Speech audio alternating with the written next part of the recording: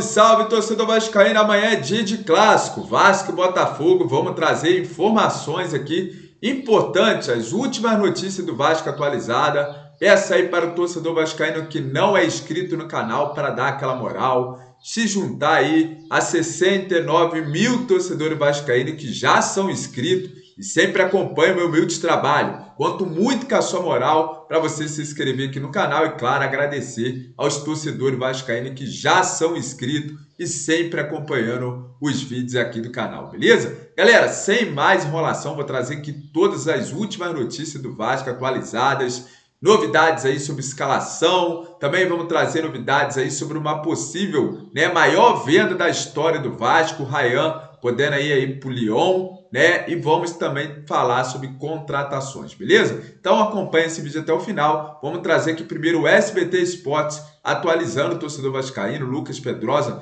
falando ali sobre o possível time que vai entrar em campo para encarar esse clássico contra o Botafogo. Bora acompanhar comigo. Não esqueça de deixar o seu like, apertar esse botãozinho embaixo do joinha, que ajuda esse vídeo a chegar a mais torcedor vascaíno. Bora lá acompanhar, galera. Pediram para te perguntar, volta o Gumor e Verrete? Volta. Titulares. A provável escalação do Vasco deve ser a seguinte: Léo Jardim no gol, Paulo Henrique na lateral direita, João Vitor, Léo e na esquerda Lucas Piton, Hugo Moura, Matheus Carvalho, Puma Rodrigues, Payet e na esquerda o Emerson Rodrigues. No ataque, o Pirata Verrete, que já fez muito gol no Botafogo.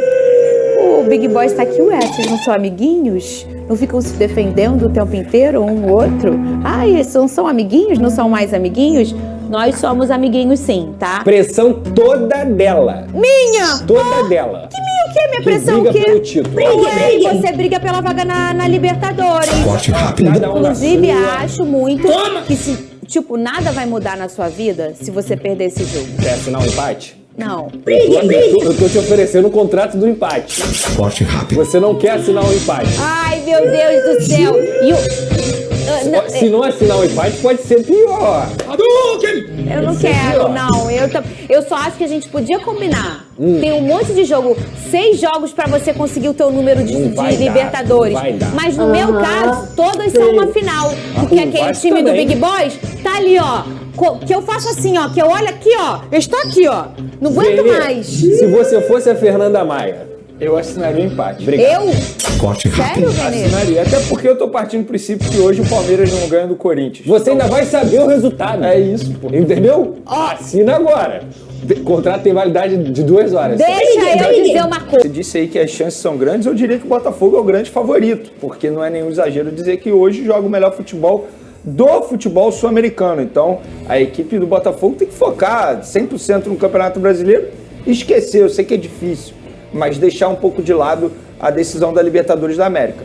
Mas, sem sombra de dúvidas, estamos falando de Botafogo, que é o favorito para ganhar o Campeonato Brasileiro. Então, galera, clássico é clássico, O Vasco vai entrar em campo aí contra o Botafogo, Claro, o Botafogo ali defendendo a liderança do campeonato, vai vir para cima, que é o que tem de melhor. E o Vasco, buscando uma vaga nessa pré-Libertadores, que já virou G7, Já tem uma vaga ali disponível a mais. Então o Vasco está correndo ali por fora para conseguir beliscar uma vaga aí para pré-Libertadores, que seria muito importante. Agora eu vou trazer aqui mais novidades do Vascão, A Esportes TV também falando ali sobre esse clássico importante que o Vasco tem contra o Botafogo. Bora lá acompanhar. Já vou trazer mais notícias do Vascão. Não sai do vídeo que tem novidades sobre contratações.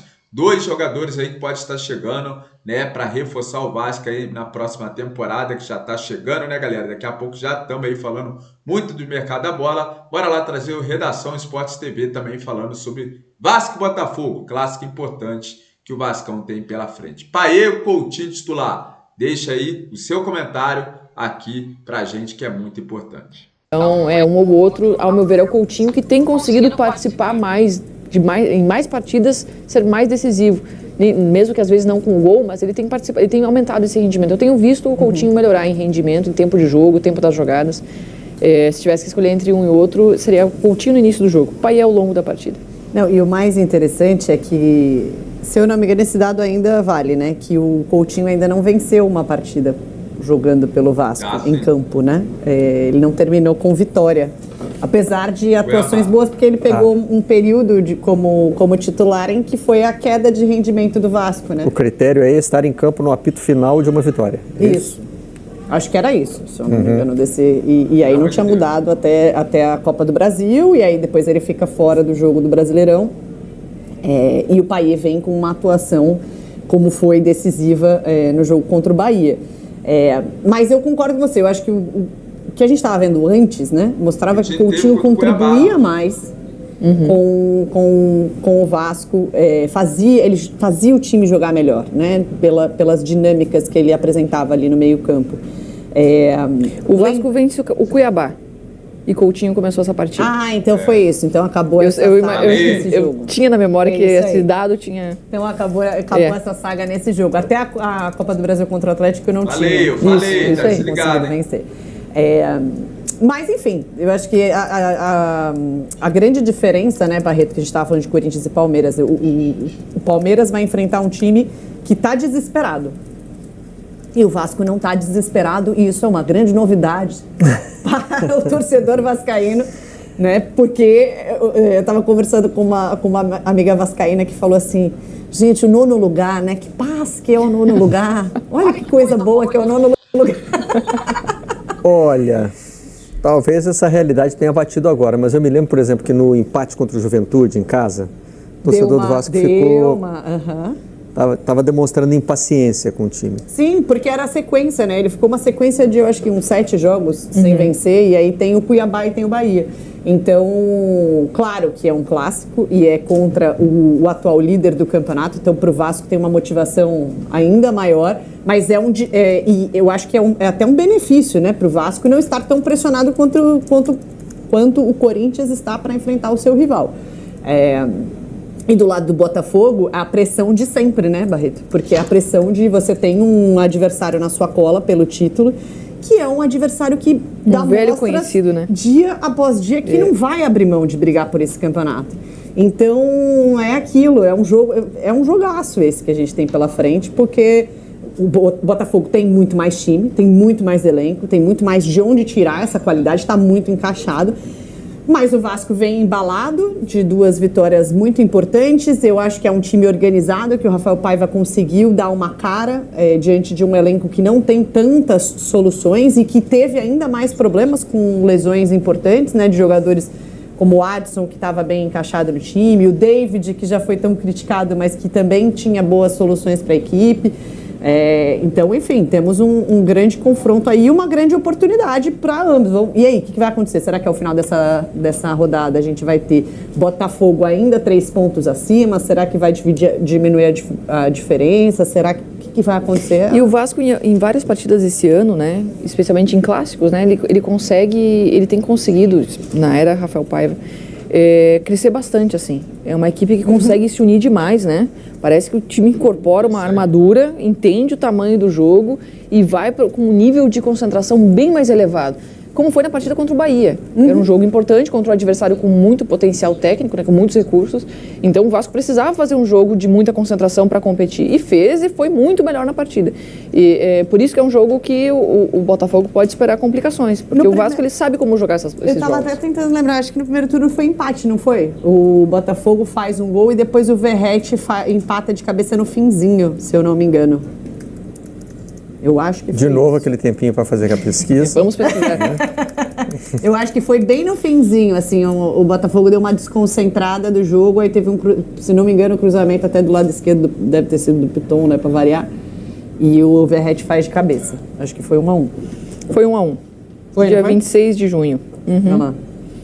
Vamos ver se... Mais um clássico pela frente, Vasco e Botafogo. Botafogo no melhor momento, até que o Botafogo está disputando pela primeira vez na sua história uma final de Libertadores e está aí, né, na primeira colocação no Campeonato Brasileiro. Então vai ser um duelo muito importante que o Vasco tem. E se quiser alcançar uma pré-Libertadores, o Vasco vai ter que conseguir um resultado positivo nessa partida. E falando em Botafogo, vamos falar do Textor, que projeta fazer uma proposta milionária para tirar o Ryan do Vasco, levar, entre aspas, né, o Ryan ali para jogar no Lyon, cerca de 14 milhões de euros, 86 milhões.